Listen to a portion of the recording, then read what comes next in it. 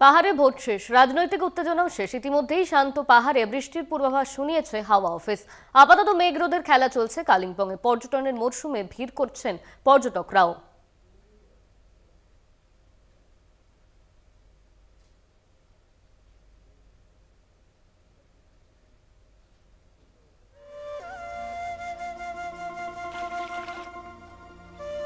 Kolkata station থেকে যখন train ছেড়েছিল তখন মোবাইল ফোন বলছিল কলকাতার তাপমান 40 ডিগ্রি ছাড়িয়েছে। ট্রেন থেকে নেমে কালিম্পংয়ের পাশাবঙ্গে যখন গাড়ি থামলো তখন গা শিরশির করছে ঠান্ডায়। তাপমাত্রা বেশ খানিকটা কম, রাতে গায়ে চাদর লাগছে আর দিনে বৃষ্টির অপেক্ষা।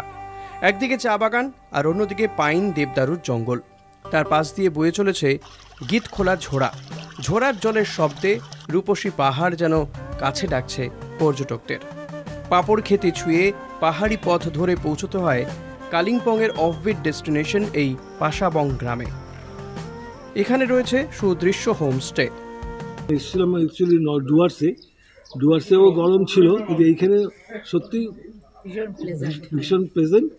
এবং আজকে যে ওয়েদার, এখানকার যে হোটেলে যে ম্যাডাম বললো যে বৃষ্টি হলেও হতে পারে, বৃষ্টি হওয়াটা এখন আমাদের কাছে শোনা পাওয়ার মতন। গরমের হাত থেকে বাঁচতে অনেক পর্যটকেরই পছন্দের গন্তব্য ডুয়ার্স। গরমের ঠেলায় গোটা সমতল যদি পাহাড়ে গিয়ে ভিড় করে তবে সেখানেও স্বস্তি পাওয়া ভার। সেই সমস্যার সমাধানেই আপনার জন্য অপেক্ষা করছে কালিম্পংয়ের এই অফবিট ডেস্টিনেশন পাশাবং। জলপাইগুড়ি থেকে সুজিতদের রিপোর্ট, কলকাতা টিভি।